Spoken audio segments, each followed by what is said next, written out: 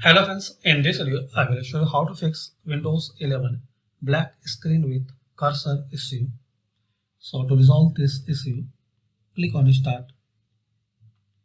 Now search here CMD. Right click on Command Prompt, run as administrator.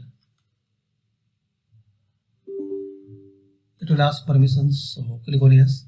Now type here shutdown space slash S space slash F. Now press enter and restart your system. Hopefully guys, after restart you can fix and resolve Windows 11 black screen with cursor problem. Thanks for watching and please comment this method worked for you or not.